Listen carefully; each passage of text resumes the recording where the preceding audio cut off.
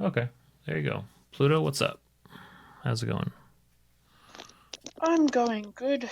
Just working on my D&D campaign module, whatever you want to call it.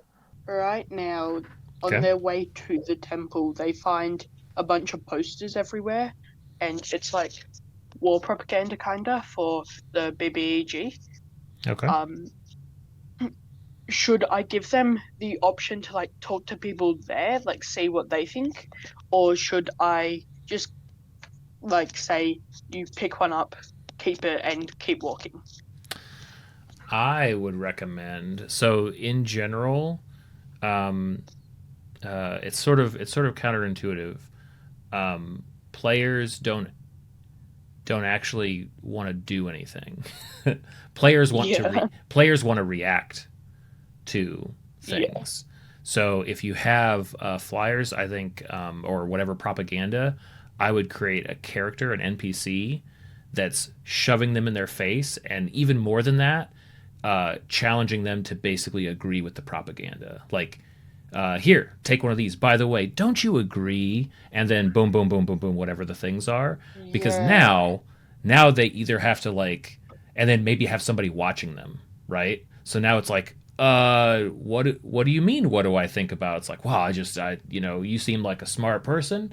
Obviously, you would agree with, and now they're sort of making a decision and almost like choosing a place in the world where like that's going to be a meaningful interaction, and they're going to have an answer. Yeah, that's really good. Thank you. Sure. Do you think it's better to leave, um, like to write exactly what I want to say, or do you think it's better to improv as we play through it? That's a great question. I would so my and everybody's process for this is a little bit different, because maybe the most comfortable thing is to kind of have, if there's exact phrases you want to hit, if there's something that, let's say you already have something, it sounds like you already do, like this is already written out, this is something to say. I would try turning that into, and this is just as an experiment, I would try turning that into like a bulleted list of the key things. So for instance, I could write out like, a tavern keeps like introduction to, and he's gonna call out all of these things like the rooms are such and such. If you're looking for jobs over there on the job board, and of course talk to my friend, Mickey out back for whatever. And I could write all that out, or I could just make a bulleted list that the tavern keeper cares about. Rooms cost this, jobs are over there, his friend's name out back. And in the moment, when I'm in that character, I'm going to look at those and go like, it's going to be more natural sounding because I'm going to be having to form it as I go. And that's just it comes down to like how comfortable. I know when in the early, pretty much the first year that I was DMing, I would have note cards for every character with like full on phrases, all these quotes and stuff written out because I didn't really know what I felt like I needed. And then it was after a while, I was like, I'm not using half of this stuff. And started to pare it down. But I think everybody's different and needs a different, level of detail and that kind of thing. So at the start, I'm giving the players two choices, but eventually they have to do both. Okay. Um, should I, after they like finish the first one that they choose, should I make them do the second one or give them another choice? Because like I don't want to force them to do something. I don't Right. want them to like set off a really easy mission till they're like level 10 at the end of the game, like ready to Right. kill the boss. They still have to do this first mission. Sure. Sure. Sure. Um.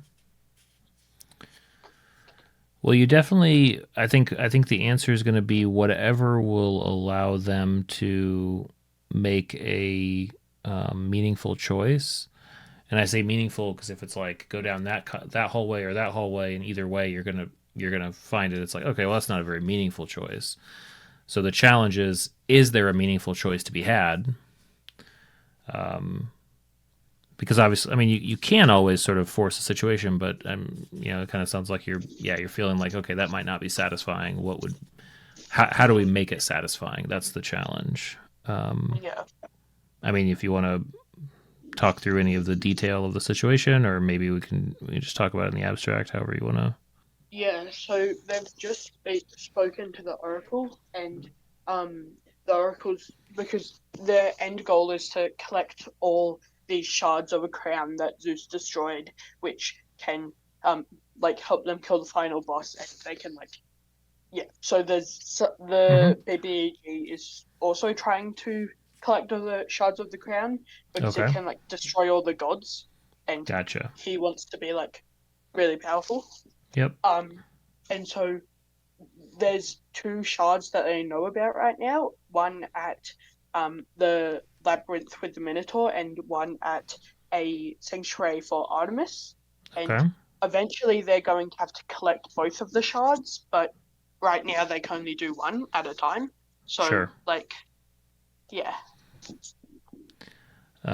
Okay. I mean, you could. So, I mean, in one satisfying way to, especially when like they do get a choice, and a way to make that choice matter and sort of kind of force a direction is to take whichever way they don't go, and after they're done with the one they did go do, the advancement of time, or like the passage of time, means that the situation in that other direction has changed. It's become more urgent. mm-hmm, Maybe mm, there are agents of the big bad who are there, and actually if we don't go there now, like this might they might have won already, right? Like yeah, so now you've got, and the way that you make that meaningful is whatever the two situations are, you just have to kind of have in mind, or one way to do it would be to have in mind, like, here's the state it is if they go first, and here's the state it is if they go second. And so maybe it's, that way you can lay it out for them, and even let them know like which one of these things you go to first. Like, your choices matter. Time's going to pass. yeah, Anything could happen. Maybe they go to the labyrinth second. Yeah, it's been flooded. This was actually the safety precaution to keep them from getting in, and now it's going to be a lot harder to navigate, or whatever. Like that. That's a way to sort of change it up, but mm, also ratchet yeah. up the tension a little bit. All right. So